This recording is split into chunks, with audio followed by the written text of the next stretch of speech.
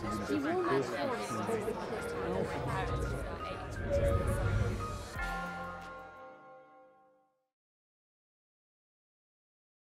afternoon, everyone, and welcome to this, the inaugural event of the Humanitas Visiting Professor of Film and Television here at St Anne's.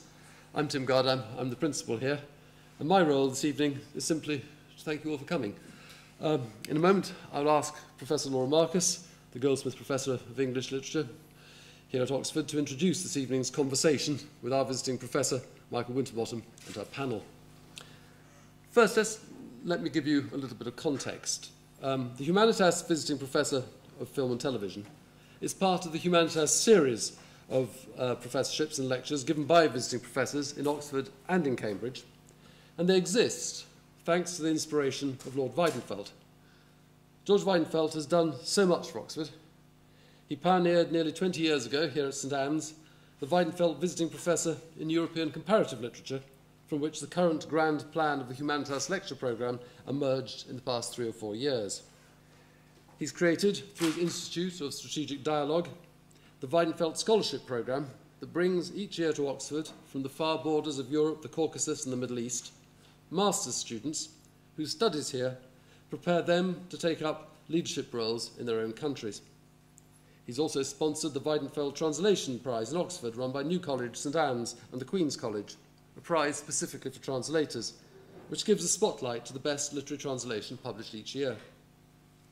George Weidenfeld has also been one of the prime movers that has brought to Oxford the Blavatsky School of Government and the Professor in Israel Studies. And in all the ideas that he's made flourish here in this university, there's one abiding principle.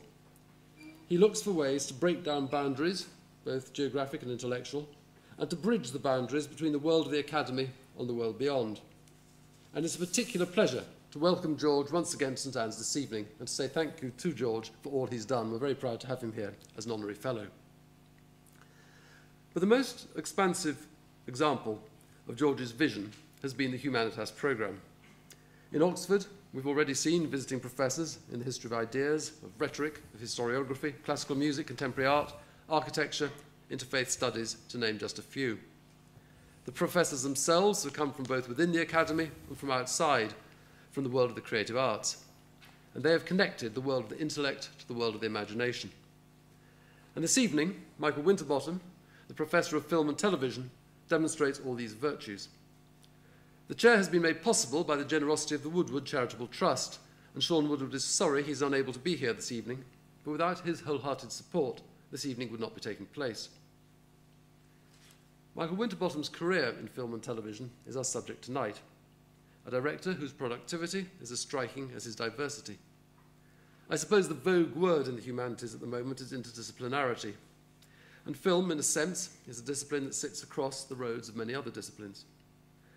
Michael's films epitomise an analogous ability to move between genre, from literary adaptation to our recent cultural history, modern film noir, and films that are almost, I think, close to documentary that address the rough edges of globalisation. So this evening, we have an hour and a half for Laura and her panel to explore his work with him and then with all of you in conversation. Afterwards, there'll be a chance to continue that conversation over a drink in the Ruth Veitch building at the other side of the college where you came in. And I hope as many of you as possible will come and join us. So now let me hand you over to Laura Marcus and Michael Winterbottom. Laura.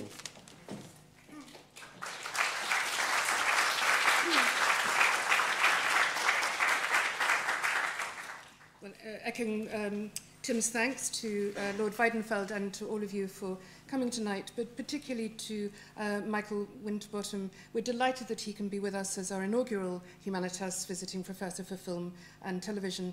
And it's a particular pleasure to have him here this week, in which his most recent film, The Look of Love, about Paul Raymond, the King of Soho, is to be shown, it opens in London after appearing at the Sundance Film Festival and also in Berlin. So this is then a very busy week for Michael, but I imagine all weeks are pretty busy for someone who's directed over 20 feature-length films during the last 2 decades.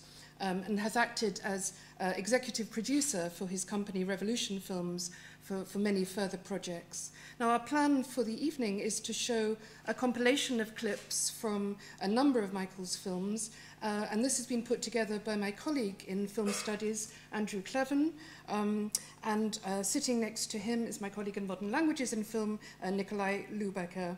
After the film clips, Nikolaj, Andrew, and I will be putting some questions to Michael about his films and his filmmaking before opening the question period out to you, the audience, and I'm sure you will have questions, and that's not a threat.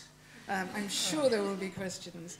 And as Tim has said, we'll close perhaps around 7 or so, and then you're invited to the drinks reception here at St. Anne's. But without further ado, we will, all of us, I think, come down from the stage, though Andrew wanted to say a quick word about technology matters. Just very quickly, Laura asked me to put together this 20-minute compilation of Michael's film. I want to apologise in advance for some of the loss of quality on the image, which comes from basic PC technology and some AVI file conversions, which some people don't understand what I mean by that. I also want to apologise for the sequence from Jude, which is in the wrong ratio, wrong shape, which was not my fault, but the commercial DVD I was taking the clip from. All the DVDs are wrong ratio. Yeah, okay, thank you. Thanks to Andrew for putting that together and I think showing us the extraordinary range of genres within which Michael works, and also the subversion, the shattering of audience expectations about what genre is, about what generic conventions are. And we've called this conversation genre adaptation in contemporary cinema, which sort of covers more or less all the bases, I think. But I want to turn first to a question about literary adaptation. And as we saw from the clips here, literature plays an important role. The Killer Inside Me is an adaptation of Jim Thompson crime novel. You directed 3 films which in their very different ways adapt novels by Thomas Hardy. We've seen clips from 3 of them. Jude, 1996, The Claim of 2000, which is loosely based on The Mayor of Casterbridge. Trishna, 2011, a reworking of Tess of the D'Urbervilles. Then, of course, we've seen the marvellously reimagined Tristram Shandy of your A Cock of a Bull story. You've recently said about the look of love that the idea would be that it would be a bit like an 18th century picaresque novel, such as Moll Flanders. That's trying to give it some sort of credibility, just intellectual okay. Justification. Where you see the ups and downs. It's actually a tawdry tale of Paul Raymond in Soho. Okay, you were talking about Paul Raymond there, but okay, so intellectual credibility. So one question would be why you need to give it intellectual credibility, but the other would be what the importance of literature is for your filmmaking. You were a student of English at Oxford. Do you feel that's played a part? I think it varies from film to film. I mean, every time you make a film, it's a very specific set of circumstances. So I don't think it would make sense to generalize very much. In the case of Jude, for example, that was a book I loved, and I sort of read it before I came to Oxford. And when I did a film course once, and I did like a 2-minute version of it, I'd always loved the idea of making a film with that book. And so we got a chance. We showed a thing I'd made on TV at a film festival in Toronto, and someone at the BBC said he'd give us the money for any film script we wanted to do. So we chose that. So that was a very specific kind of desire to adapt that book. Whereas, for example, The Claim came out of a conversation between me, Frank Cottrell-Boyce, and Andrew Eaton, the producer, where we were looking for some sort of Western, and we kind of thought it'd be good to be sort of Irish Western. And then and then Frank suggested we should adapt The Mayor of Casterbridge to it. So I think each project is very different. You know, it doesn't really matter where the idea comes from. You just got to be interested enough in the idea to actually spend the kind of time working on it. Mm-hmm. But I have read that your suggestion that Hardy was important for you in the Trishna adaptation because he represents a society on the brink of change. So that there is something about perhaps less the characters than the situations of those texts that plays its role. I think in a way, I mean, part of Trishna was having made Jude. I think Hardy's a much more radical novelist than people give him credit for, and especially the last, two novels, Jude and Tess, with a kind of, I think, are quite radical novels about the way in which society is changing at the end of the Victorian era.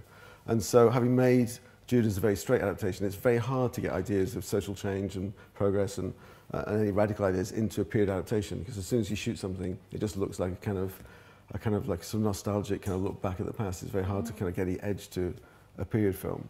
So I think that was part of the, the reason for Tess. I was in India looking for locations for another film, and went to the village where we ended up filming Trishna. And it seemed to me that all the kind of same changes that Hardy's writing about were happening in India in a contemporary way. I was with a crew from Mumbai who had every modern gadget, but we were in a village which was incredibly sort of locked into the way of life that had been going for centuries. And it seemed like that kind of clash of the modern and the traditional was what Hardy's writing about. So that was so it was more kind of feeling like, well, maybe making a modern version of India would be able to get more of that kind of sense of Hardy's kind of politics into that, or not necessarily politics, but his view of society into that than we were able to when we did Jude. And what about a cock and bull story? Cock and bull story was. When we did the first thing I worked on with Steve Coogan was 24-Hour Party People, and worked on the script with Frank Cottrell Boyce. And when we were kind of working on that, one of the things we talked about was like how to tell the story. And part of that just came from Tony Wilson. He was a TV presenter and he told us lots of stories. But part of it was also the idea that maybe Tony's attempt to tell his kind of version of what happened to him had some parallels to the sort of way in which the storytelling is handled in Tristram Shandy. So we talked about Tristram Shandy in relation to that project. And I wanted to work with Steve again, and we spent quite a lot of time thinking of other ideas. And in the end, we thought, well maybe just go back to Tristram Shandy and have a go at that. Right. Okay. Is a peg. But I mean, in that film, we have the period section, which you saw a bit of, and then there's a whole section which is sort of a part way through, at the end of the day's filming, Steve steps off set, and you have the one night with Steve's trials and tribulations kind of before he steps back on set at the end. So it kind of felt that kind of playful kind of handling of narrative, which Steve is really brilliant at doing. I think it was something that Stern does, and that would kind of like would be kind of provide a kind of context for Steve to be to kind of play himself. Right. In your more recent films, you seem not to be using screenwriters quite as much, and you've moved more towards improvisation. Is that true? No, I think it's patchy. It varies, and I think when you're directing, it's always a collaboration with everyone. You collaborate with the actors, with the cameraman, with the editor, and it's the same with the writer. So it's, I think sometimes credits give a slightly sort of false impression of how it happens. I think perhaps also people sometimes assume that a project starts with a writer, and then at some point the producer or the director can be involved, and then an actor. But it's not. For instance, with 24-Hour Party People, that was an idea that me and Andrew, the producer, had, and then we went to Steve and said, would you want to play Tony Wilson? And then we went to Frank and said, do you want to write the script? So it's always a collaboration, and most of the films that I've worked on, we do small independent films. So most of them are ideas that I've had or have had with other people, and then we gradually develop them with a writer, rather than it being a sort of a studio system where you just get a script and you direct it.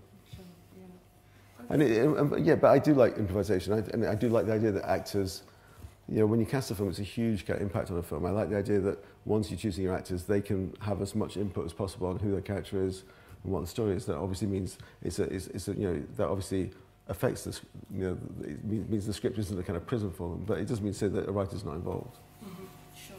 Yeah. Okay. I mean, thinking about border crossings and genre crossings, and I think the thing that comes up most frequently in discussions of your film is this crossing of the boundary or border between fact and fiction, but particularly well through Sarajevo and the road to Guantanamo, which use a lot of archive footage, but reconstructions, reenactments as well. And I wondered if you could talk a little bit about what the meaning of this crossing between fact and fiction is for you, and what you feel about the realism that so many of your films work with, or indebted to. I mean, is it a political or an aesthetic and an artistic imperative, do you think? I'm not sure. I think, I think probably it depends on the circumstances. I think probably for me there is some fun to be had, pleasure to be had in playing with the boundaries between fact and fiction. So it's not necessarily always to be kind of has a serious particular project. But I mean, the ones you're mentioning. I mean, the case of Welcome to Sarajevo, I think if you take Welcome to Sarajevo and Road to Guantanamo, they're two completely different approaches from my point of view. Mm-hmm. Welcome to Sarajevo is based on a book by Michael Nicholson, who was an ITN journalist who covered the war in Sarajevo fairly briefly but took out an orphan and adopted an orphan. And so that's, for me, that was a starting point for a way of looking at what had been going on in the war. We actually worked on that, we started working on that whilst the war was still happening, but by the time we shot it, the war had just finished. And so that was a kind of a peg. And in that, we sort of fictionalized his character slightly. We called him Michael, I can't even remember what we called him Michael something else, to kind of indicate that this was not strictly a kind of like exactly what happened to him and the girl he adopted.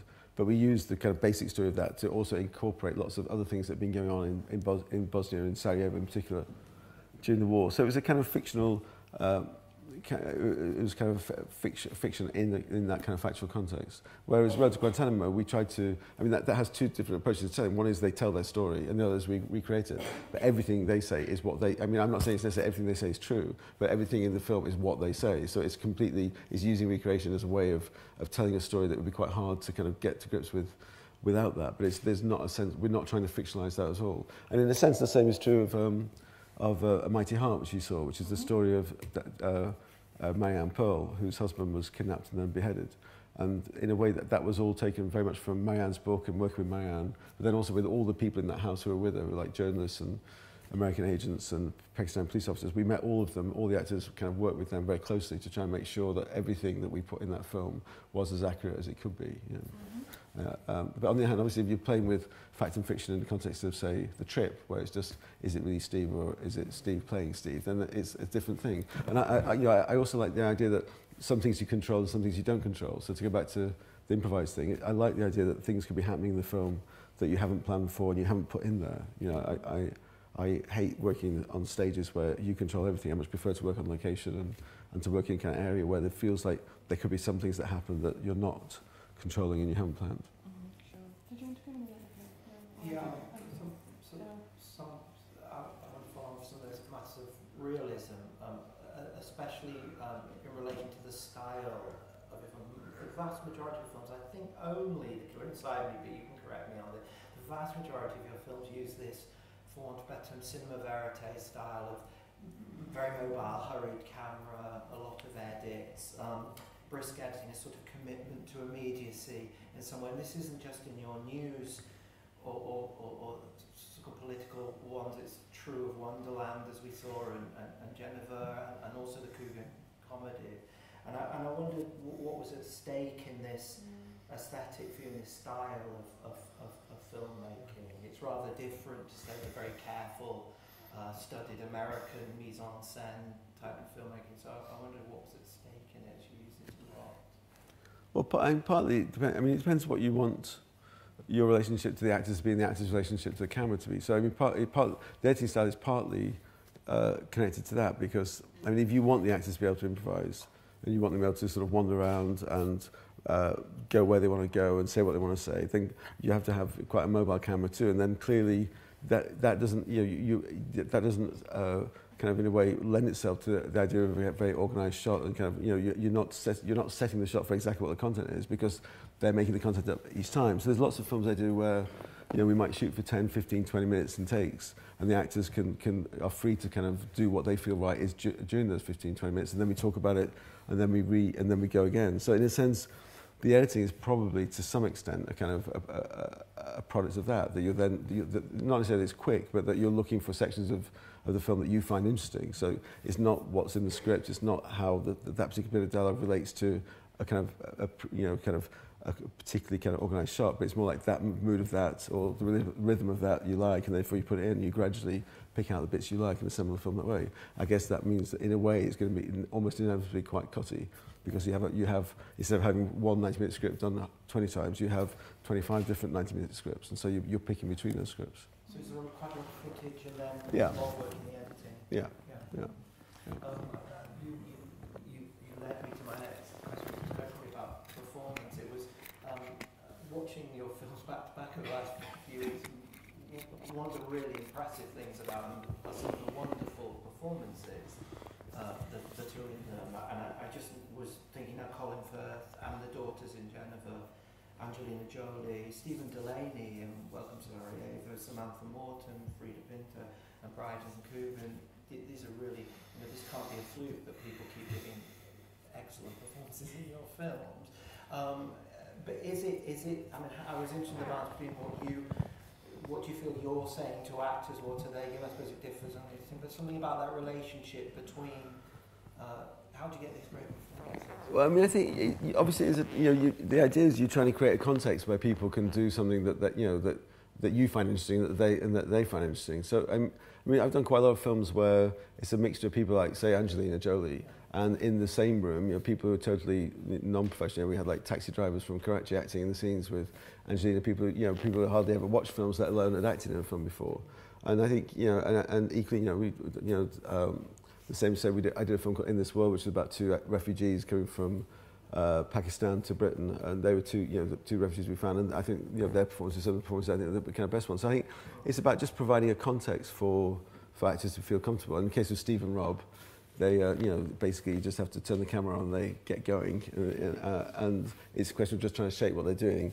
But in general, I'd say it's trying to find a kind of way that the scene feels real, because obviously filming is a very artificial kind of thing, and it's like trying to find some way that the filming feels natural enough and real enough that they can relate to each other. And I like it when you get actors who are kind of trained in one way, but working with people perhaps with no training at all, and the way in which that kind of makes them think again. And I think that's partly why I don't like, they say, that controller set. I think, like say for instance Wonderland, that was the first film we really did without any control on the set, and we filmed it all in Soho and Brixton, and we would kind of be filming in the streets of Soho, and the actors had to always pay attention to what was going on around them. If she was working in the cafe, there were other customers coming in and out of the cafe, so there was always a sense of chaos going on set, but it meant that the actors constantly had to calibrate what they were doing as actors and performers when they had a kind of rough script with what was going on around them, and make the two things blend in together. And the same with Frida Pinto and Trishna.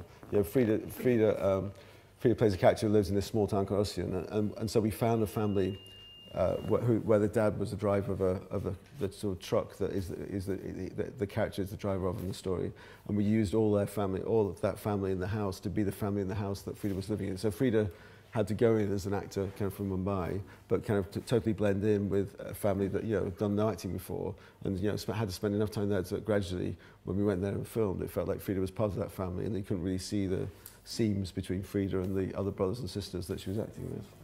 I mean, you've gone back to some of the same actors, so within this very wide range of genres, there are actors you return to, and Shelley Henderson being one. Yeah, I mean, it's important for you to it's always nice to go back to actors. It's always good to go back to work with people again. It's always easy to work with people again, whether it's writers or crew or actors. Actors are the hardest ones to work with because they have to be right for the part. So even if you love working with an actor, you have to have a part that makes sense for them. So they are the hardest group to kind of keep as a team in a way. So it's been possible with Steve a little bit because those films are sort of all built around Steve because he's the central character. And then someone like Shirley has been good because she's very versatile. And she doesn't mind doing sometimes a smaller part and sometimes a bigger part. But often it's quite hard, to really find a role. You're working with someone, but it's quite hard to kind of ever feel you come across another role where that would be the right person. So I think some directors obviously do much more, but I think that perhaps because they're working in a narrower area, so it's easier to kind of keep going back to the same actors.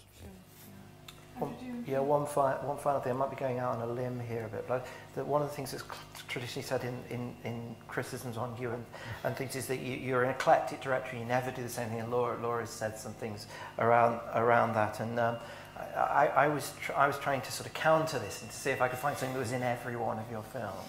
And apart from that style I pointed out, which is in a lot of your film, I thought there was a sort of thematic or a dramatic thematic, and you can keep smiling at me while I talk, which was that in this very unstable atmosphere of the films, which is reflected in the style, the sort of choppy, unstable style, you have often a central figure that's calm or trying to maintain some calm in the middle of it, even someone like Cougar. And I thought that Jolie in a character, and so when in the sequence we showed, terrible pierce, like searings to the self-possession she's been trying to keep, and it's true in Jennifer with Colin Firth as well. And I wondered if calm people in the middle of chaos?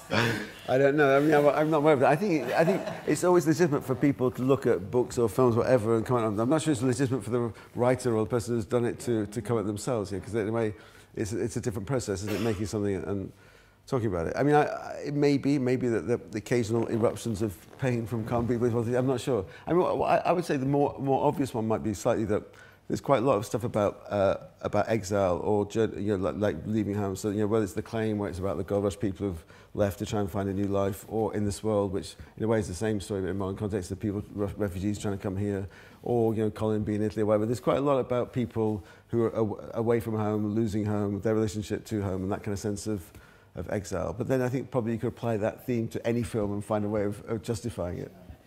So it wasn't a no? There's not a no. I think we've talked about the teamwork. So there's one dimension we haven't talked about yet, so I'd like to bring in the spectator. And it's something I thought about when I was watching in particular the two very powerful opening sequences to Genova and to Welcome Sarajevo.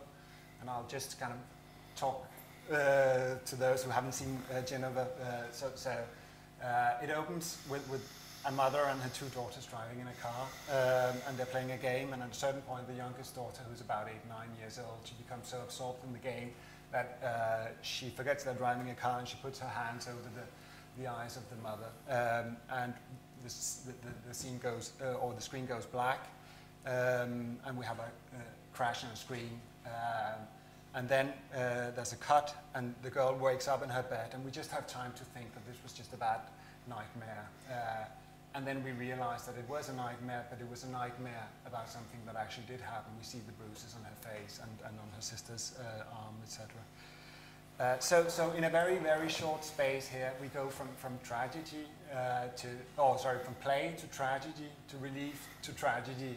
And when I watched that, I have a daughter that age, I was kind of completely, I'm not going to last another hour and a half for this. And then nothing happens for the next hour and a half, so you're fine. But I was wondering, because in that way you've opened the spectator to really want to empathize with the little girl, and I was wondering to what extent you kind of think about the spectatorial response when you make a scene like that. And I could have taken other scenes, but yeah, it's very visceral viewing experience very often. I mean, I think that in relation to that particular one, then I think, I mean, obviously you think about when you're making a film, it's usually 2 or 3 years. You're working on the script or the idea before you make the film, and then you film it, and then you spend a year cutting it. So in a sense, you generally thought about all these things quite a lot. It doesn't mean to say necessarily you've thought in a very coherent way. I mean, I think that particular film, in a sense, I'm not entirely joking that nothing happens for the next 90 minutes, because it is.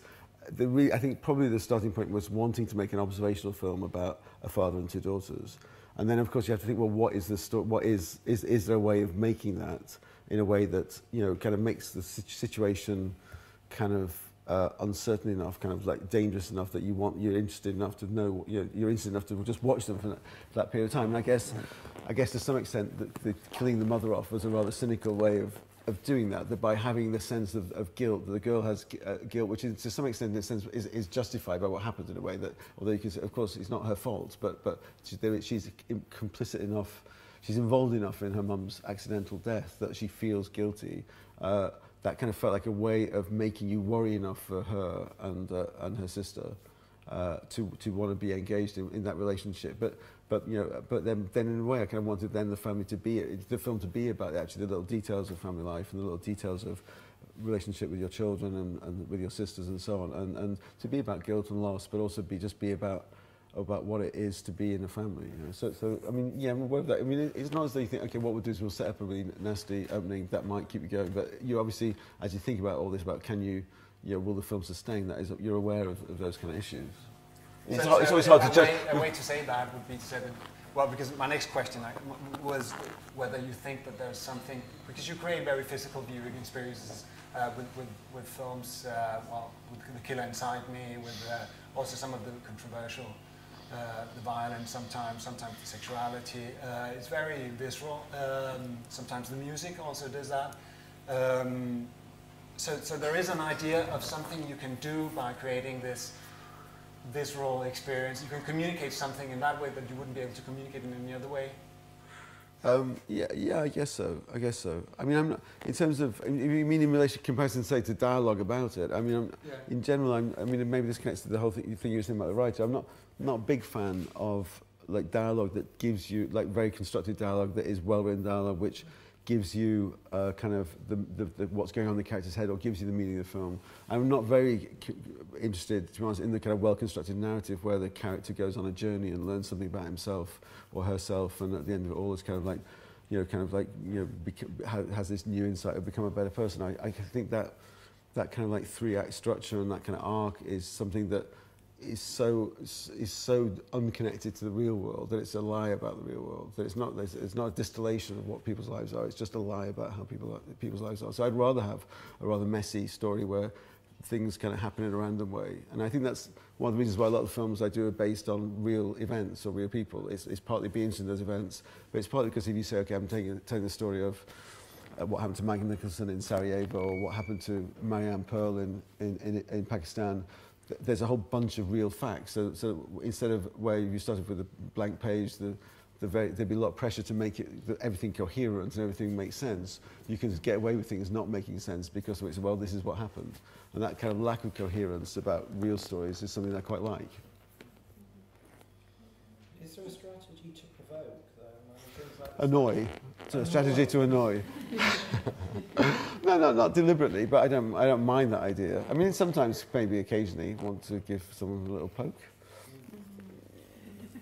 I'm just going to open it out to the audience in a second. I just wanted to ask about, because you started off in working in television and then moved to film, and you've gone back to work on some television projects.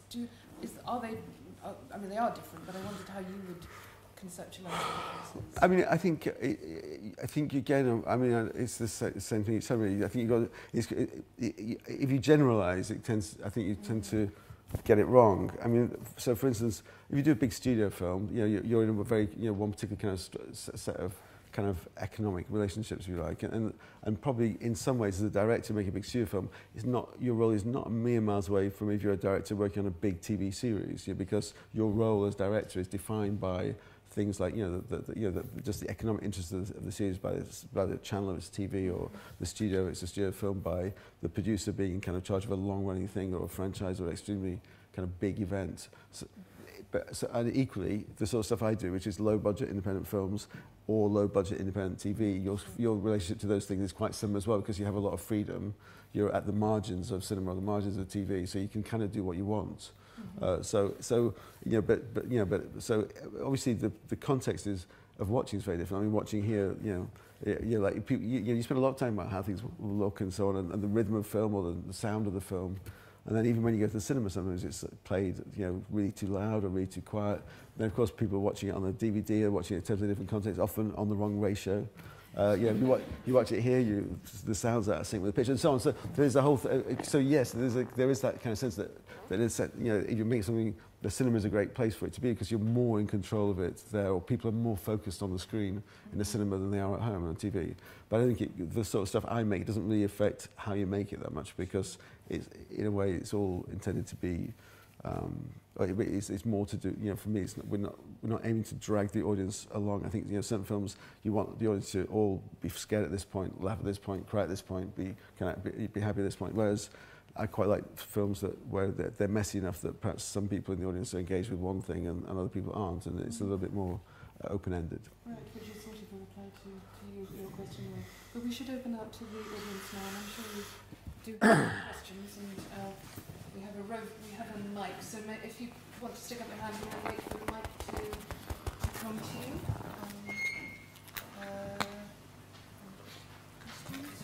Questions? John, yes. It's interesting, you're talking about your films almost as though they're documentaries. That is documentaries of actors acting, performers performing. And I wondered how the balance between filming and editing works for you, because nowadays the technology lets you edit as you film almost. Do you use that, and do you go and look at rushes while you're filming or not?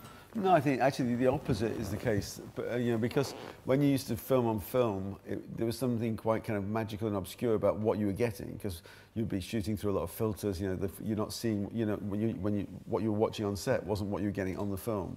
So you had to go to look at rushes to see what you got and whether you got what you imagined you had. Whereas now, with digital, if you film digital, even when you're filming on film, that what because there's a lot of digital kind of post, really people tend to shoot the actual picture much straighter. So really, when you're on set, if you're watching a monitor on set, you're kind of seeing what's being recorded. It's not how it will be in the final film.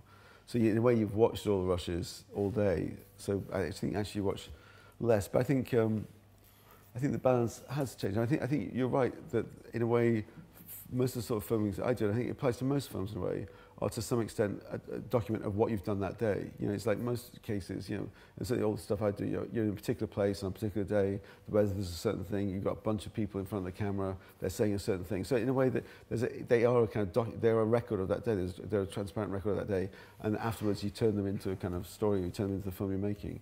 And I like that aspect of filming. You know, I like that aspect that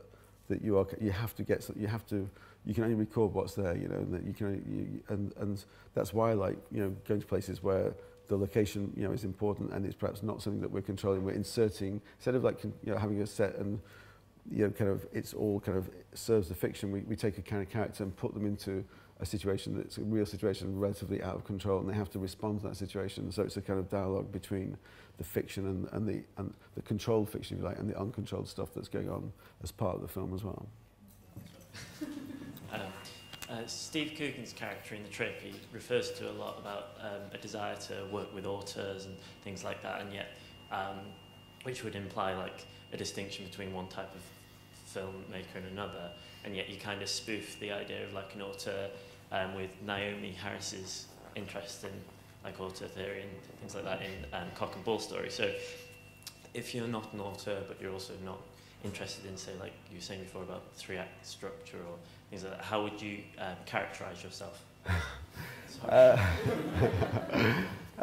don't know. I mean, I think I don't know. And it's obviously not an activity I spend an awful lot of time doing. I wake up in the morning and wonder what sort of person I am. But I mean, I think like if you, to get about auteur theory, I think the idea, you know, the original idea of that was a way of looking at films in a different way. It was like it's kind of a way of thinking about kind of what the director was doing, which then became corrupted in just that idea that anyone who writes the script and directs the film is the author of the film. You know, kind of in a very boring kind of sense, really. In a sense, you know, it's like people who work across a range of films who are trying to show the fact there is something that directors do across a whole range of films that is still some, you know, which, even though, you know, it's intangible, it's like their kind of, it's their signature. And I think, but I mean, don't kind of.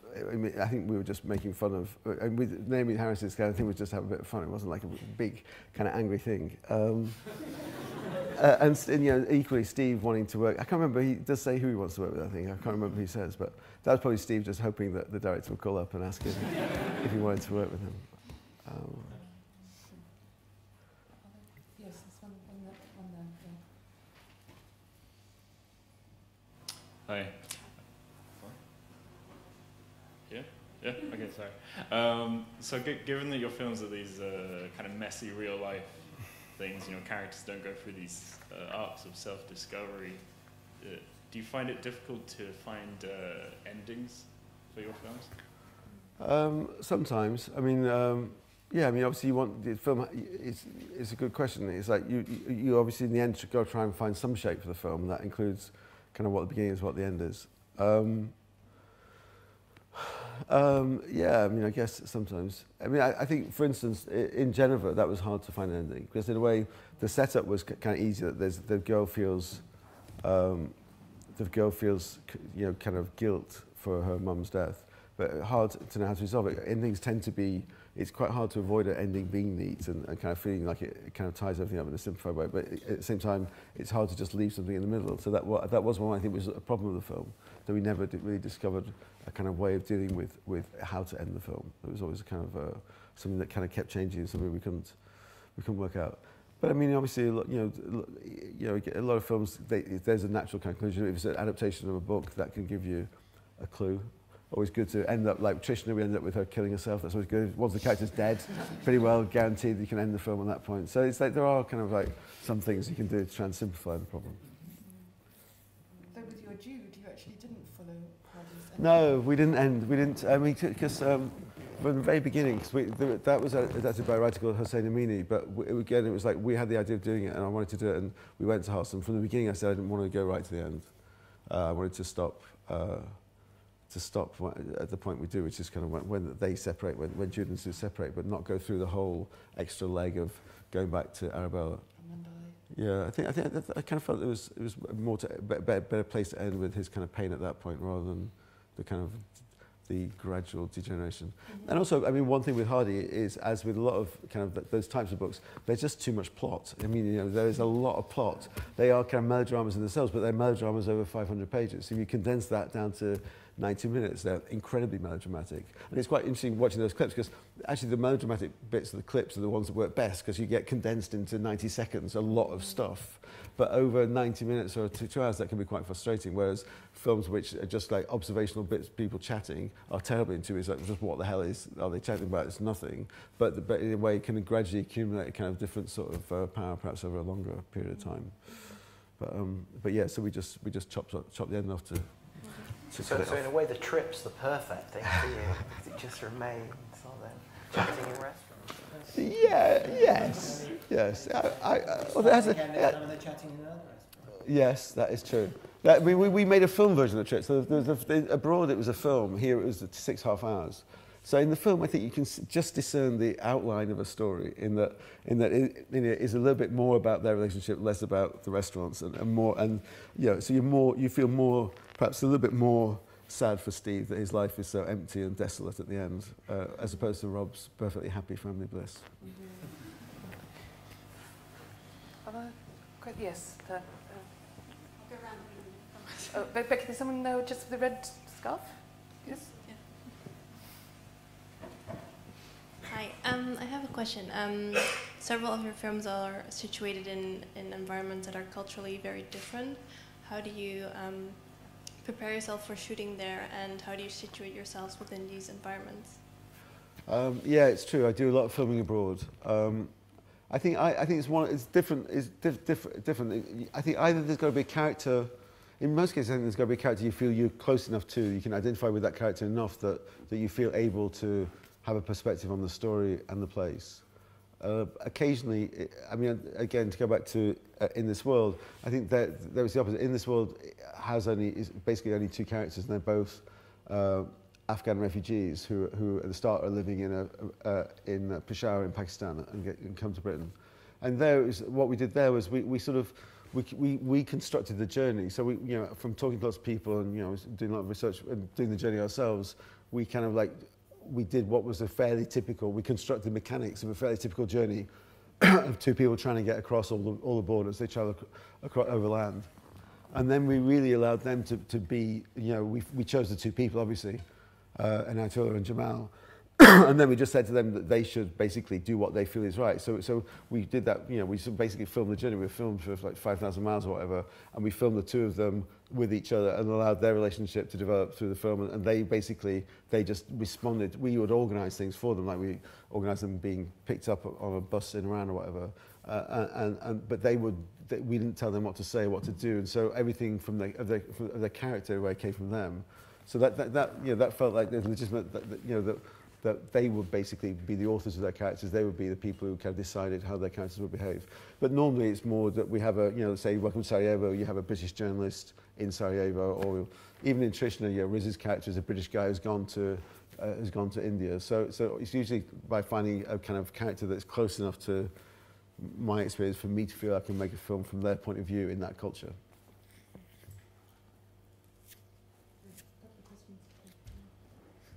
We need another.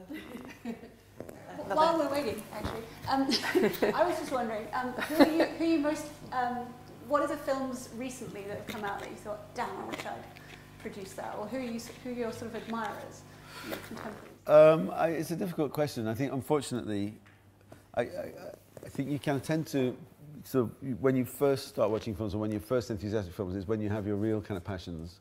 And then as you get older, it gets harder to get enthusiastic. So it sounds bad, but kind of, you know, I think, you know, it's like with music as well, or, you know, books, whatever. I think when, as you're a teenager, or when you first come to whatever medium it is, you take it on trust to a certain extent, and you kind of fall in love with it. And then, as like in a relationship, as it goes on longer, you get a bit more critical of the other partner.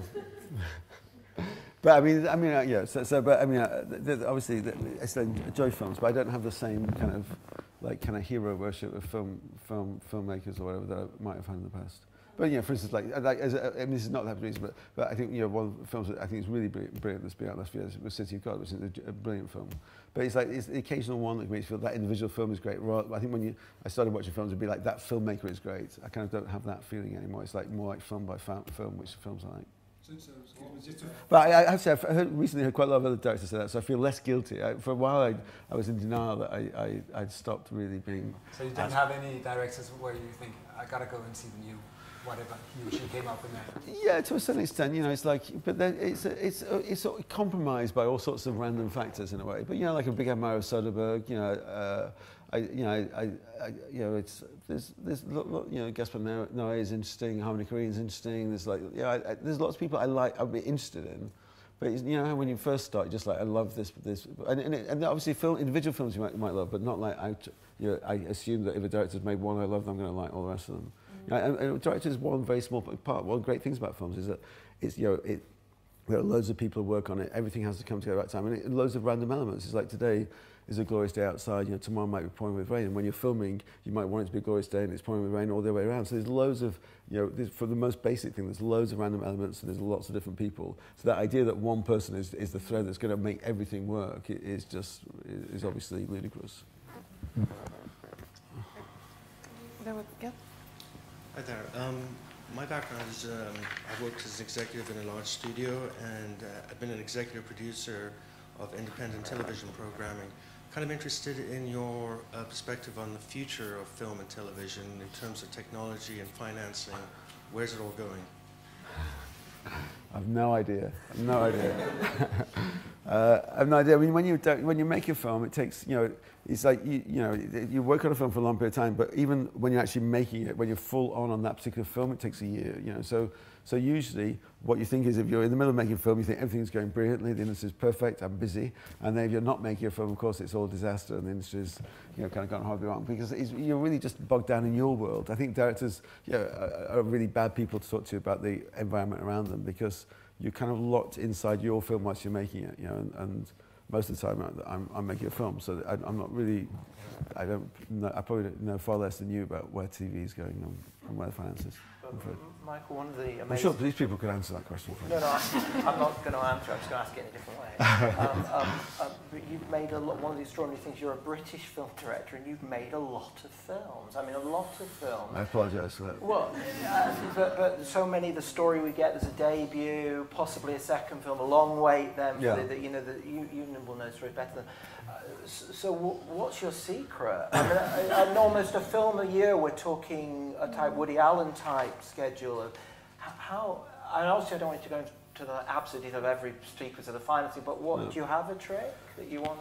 Well, just on the first thing, on first films, I think that is a big issue. I was asked to judge the first film competition at the London Film Festival like 2 years ago. And I think of the 180 films or whatever there, 65 or something were the first films. Well, what that means, I mean, that sounds great in a way, 65 first-time filmmakers. What it means is very few people making more than 2 or 3 films, because it's like, just by you know, the statistics. So it is a problem, I think, that, I mean, obviously it is easier these days to make your first film, because people will work for nothing. People, you know, the technology is very cheap. You can edit now, you can shoot now on stuff that, you know, the same sort of stuff that we often film on for very low cost. So you know, everyone can go out and make a film if they want to. There's no excuse. If you want to make a film, there's no excuse for not going out and just making a film. But what that means is there are loads and loads of films, but the number of kind of places to show them is still as small as ever, if not in some ways smaller in the independent sector. So you have a problem about how to get those films out. So if everyone makes their first film, then then struggles to get another one made, because it's like no one wants to keep working for nothing forever. You can't keep going back asking people to work for nothing. I mean, how do we make our films? I mean, you know, when it began, I kind of have a partnership with a producer called Andrew Eaton, so we set up a company together. So that helps, I think, because we trusted each other. So for a lot of films, you know, it's like you have to say, okay, we're going to make it. Weirdly, people want to give you money if they think you're going to make it, but they're really nervous if they think you're not going to make it. It's a very strange thing. Once you say to them, well, we are going to make this film, then suddenly they will kind of jump off the fence. And you know, and also being in a team together. I mean, you know, it's very hard. The timing is incredibly important in films. It's very hard to get everything to come together at the right time, the actors and so on. And so by having a relationship with one particular producer, it was easier for the timing, because as we finished one film, we would be saying, okay, this is what we're going to do next. You know, and even at a basic level, like say with Cock and Bull Story, the finances pulled out the day before we were due to shoot, so we were having to finance that film for 3 weeks of filming. So, which was possible because we had a company together and we like always worked together. So there was we trusted each other, you know, and we took a risk on it. But if you're as a freelance director just going from one place to another place to try and get your film made, you can often find that things fall through just because no one's quite sure, are you really going to do this film next? And you don't know if the producer's really going to do that film next, and the actor's not sure if they're going to do that film next. So everyone might want to make it, but somehow it never quite comes together. So that was one way. And then the other thing is to make them cheap. And then you're less likely for people to lose money, because in the end you can't keep going back to people and saying, do you want to put money in this film if they've lost it? You know, you have to try and find a way that they can get their money back. Hi, you talked about preferring to work on location and like letting the real world intrude. Can you think of a particular incident when something completely random and unplanned has happened that turned out really well? I don't know about turning out really well, but I mean, there's lots, you know, I think lots of kind of context. Unplanned things happen. I mean, it varies. You know, at one extreme, it's like the trip where basically that is all completely improvised. You know, so that you know, so that's unplanned in the sense that what they're saying isn't really planned, and all we do is like go for lunch somewhere. But or say in this world, you know, in this world we were traveling with the two guys, and we were in Iran and we were on a bus, and we were like arriving at a military checkpoint, and so our fixer kind of went ahead to see if the military checkpoint were okay with us filming, or whether we're going to have to kind of hide the cameras, you know, to sort of hide the fact that we're filming there. And the guy at the checkpoint said it was okay, and but he wanted to be in the film. He wanted to come on and check the bus and see if there's any refugees on the bus, and then if he found any one of the refugees, he'd pull them off. So we filmed him, and he came on the bus, and he found our two guys, and he pulled them off, and that became part of the film.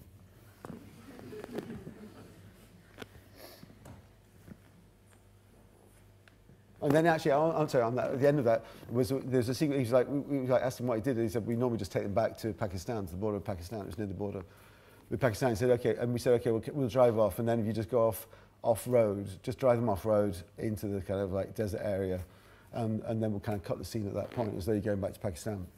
And so he drove them off down there, and as he got into the kind of desert area, but it was like a little kind of shelter bit with a kind of cliff thing, and they discovered some real refugees who were kind of hiding there from them, so he kind of pulled them out, but then he let them go because we were filming, so he didn't send them back to Pakistan. They carried on. But that wasn't in the film. So far, the conversation, I don't think, has touched at all on 9 songs. And there could be a good reason for that. Yeah, well, I was wondering whether it was for reasons of decency, but bring it up. The first thing that I was interested in was how you set about structuring the film, because in some ways it seems like the archetypal Michael Winterbottom film with very loose plotting, seemingly random events, but in other ways it seems quite schematic, with the 9 songs commenting on the events in the relationship.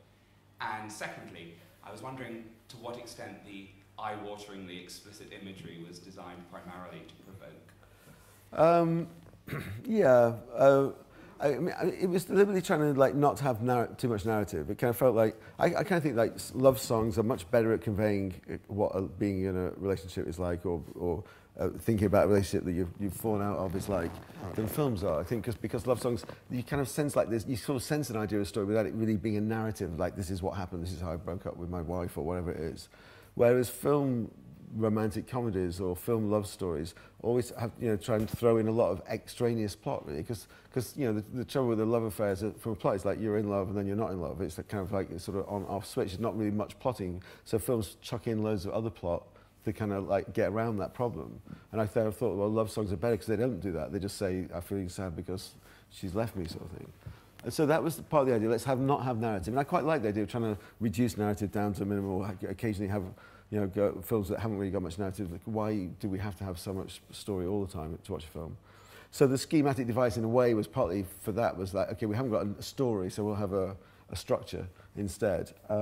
And obviously, you know, because it was great fun to go and shoot bands, so we just picked bands we liked, we went and filmed the bands.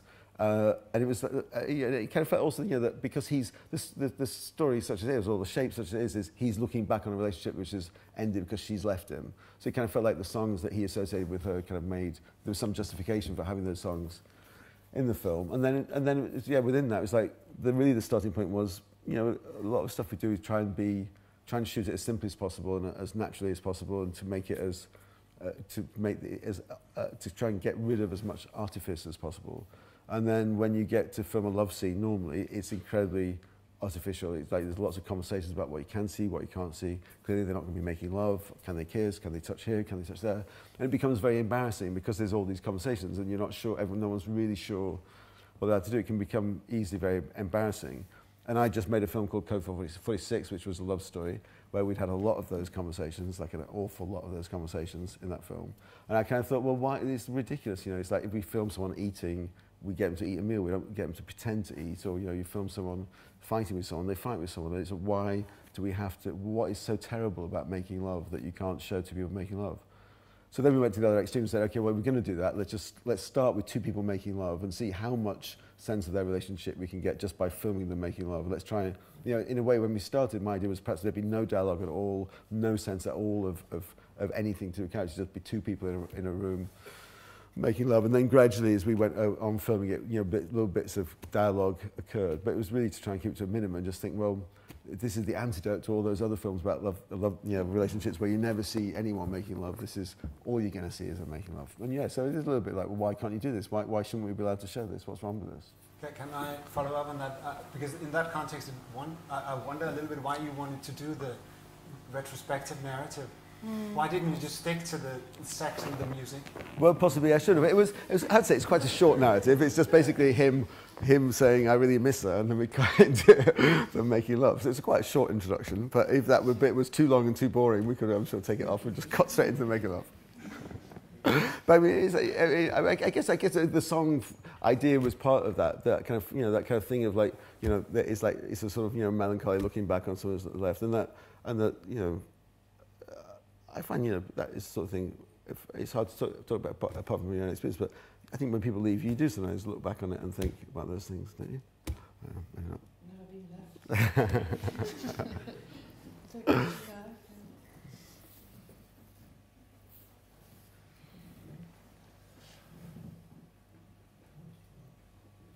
Hi, I've come from the University of Wales Newport Film School, and at the moment I'm making an audio-visual essay about the relation between 24-hour party people and Brechtian theatre, and also about how the effect of breaking the fourth wall changes the audience perception.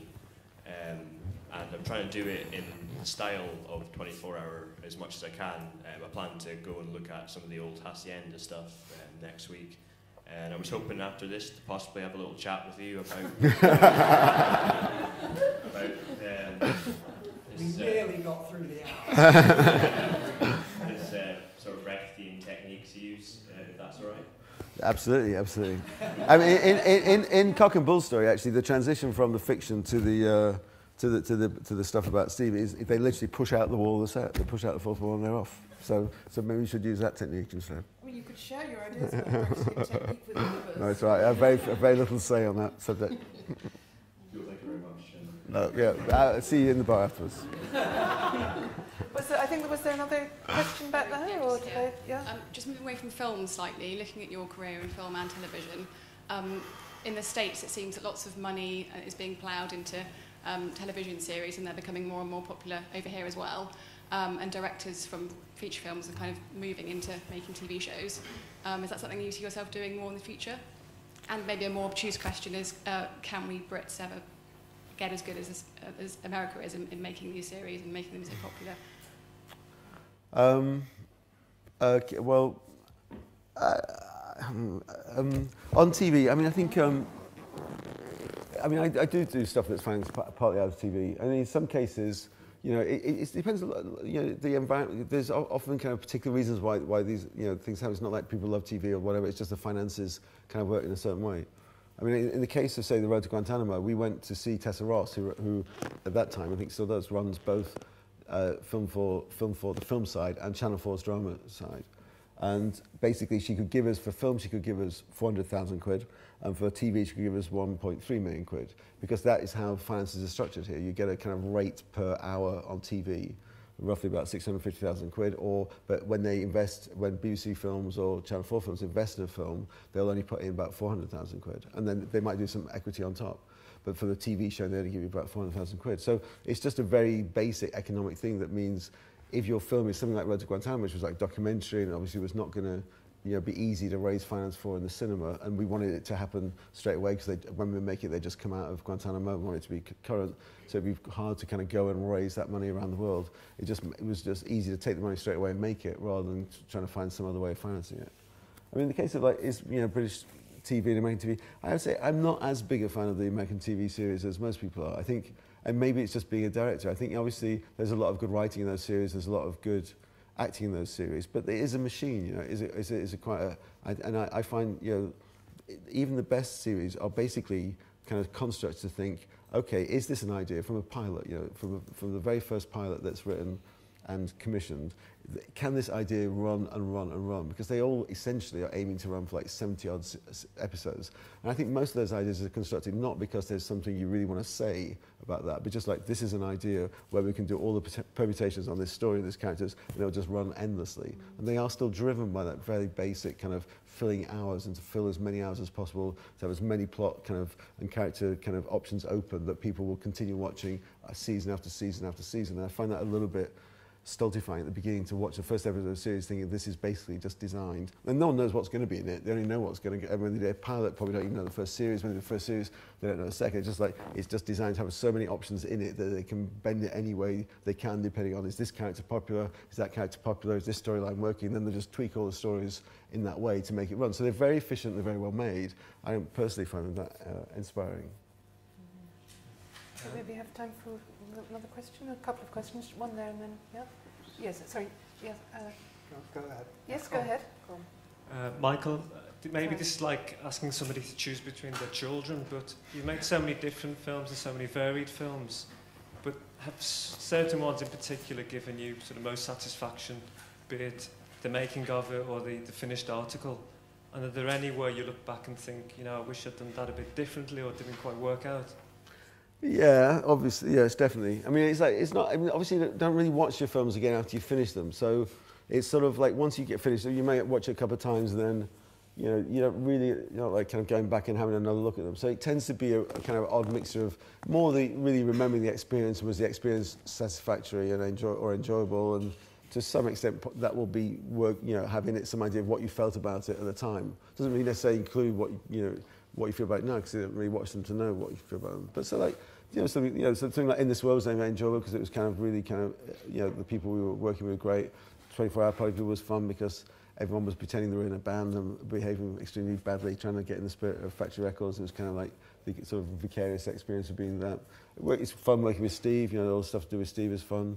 So it's like, but there's more about the experience of working on them rather than feeling about the end product. And for instance, The Shock Doctrine was a nightmare to work on. That was a hell, so that was a bad one. So it's like you get good ones and bad ones. Tim, you had a question. Yeah. You said just now that because you work at the margins of film and television, that gives you your creative freedom, and that you keep making movies because the budgets are small.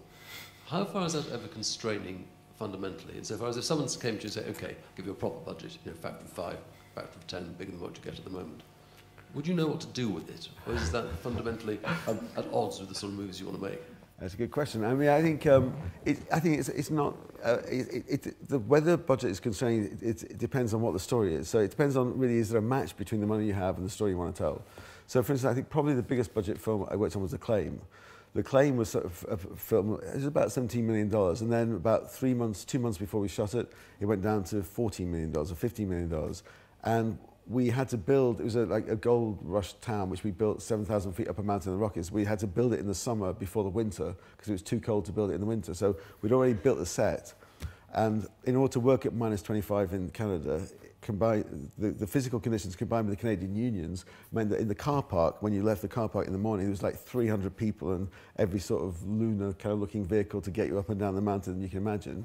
But on set, we had no money at all. So like 2 weeks before filming, we were trying to cut 25 pages from the story, all the expensive bits. It was supposed to be an epic of the building of the railroads and the pioneers trekking across America to the Gold Village. It ended up being 5 people in a village up a mountain because we'd run out of money. So the budget is frustrating when you can't make the film you want to make. But equally, you can make, we had like say Road to Guantanamo was 1.3 million, but we could do what we wanted to do on that. We were able to go to, because it was very simple. So if you have a simple film, the budget is not necessarily considered it's small. But I mean, would I want to be given $100 million to make something? No, because you're right. I wouldn't have a clue about what I was doing. I think there's, yes, patiently waiting for that. You could do 40 episodes of The Trip. Yes, at least. Hi, just to momentarily go back to the question of sort of performance in your relationship with your actors. I was wondering, you use experienced, well-known actors such as Jolie, but then you also use spontaneous actors such as the guy in the Iranian checkpoint. So I was wondering, I mean, that latter sort of usage almost seems to have a sort of third cinema sensibility, and I was wondering whether you could sort of outline the rewards and disadvantages of working with non-actors versus extremely well-known actors who simply by their facial presence guarantee a certain number of seats in a theatre. I think if you work with kind of non-professional actors, then the thing is, you're using them, you're choosing them because they bring something to the part. It's like there's no good choosing someone who's never acted before and then asking them to act. If you're going to ask someone to act, you should choose an actor. But if you want someone to be that kind of that person in the film, and they are kind of someone close enough to that person anyway, then obviously they bring a massive amount of experience, because they're playing a version of themselves. So I think it's like it depends on what your film is and what you're trying to do. But I think for me, it's that is why I work with so many non-professional actors, because other, say with the family in Trishna, they don't have massive roles, but it's really important about who that family is. To understand Trishna, you have to understand that family, and you have to understand exactly kind of who they are in the kind of social setup of that town. And so because they all were those people, they didn't have to kind of think about that. They didn't have to find ways of putting that into the dialogue. They didn't have to get actors from someone else just trying to pretend that. They could just be there, and everything they did made sense in relation to who they were. And obviously that is generally the role, generally the advantage, that you get a much more natural performance. And you also get a performance that's more tied into certain specific social contexts or certain cultures or certain ways of behaving, as opposed to something that's abstracted out into an actor kind of delivering this particular dialogue and trying to make it something perhaps is more universal but less rooted in some sort of real kind of context. And I like that, but obviously, then there are characters within, can be within the same film where you need someone to be able to perform. And I think if you want someone to, Angelina to perform, they need to, you can't expect someone who's never acted before to come on and kind of expose themselves in a way in the film. Okay, just maybe 2 last questions. One there and then one right at the back. Just following on from that point, have you ever been tempted to do a war film? And is perhaps that one of the reasons why you sort of strayed away from it, that the removal of that possibility to have that spontaneous element? Yeah, I mean, I think we have kind of gone around the fringes of war films. We've spent quite a bit of time going down to look at army footage shot in Afghanistan, because everyone these days films, they all film the whole time. So you get a lot of, there's a big army library of archive of what's going on in Afghanistan, which is interesting. We kind of thought about the idea of structuring something around that. In some ways, something like Welcome Sarajevo is, has that, it's on the fringe of war, but obviously from a journalist's point of view. I think it's just, I don't know why we haven't done one. I think, with the Afghanistan one, it kind of felt like weirdly, although it's a real, obviously kind of, it's an incredibly important story about what's happening in Afghanistan, but it kind of felt like you'd end up, in the end, you'd get back to like 6 guys on kind of manoeuvres, you know, in Afghanistan, and you would be in a very classic genre. It's very hard to get away with those sort of classic kind of like 6 guys. You got the fat one, the thin one, the clever one, the funny one, and all that sort of stuff. And it would be that even though you started with like, okay, let's do something kind of fresh, just never really felt that anything that we never really kind of found anything that felt would be fresh in that genre. Can I ask, why was it such a nightmare to make the shock doctrine?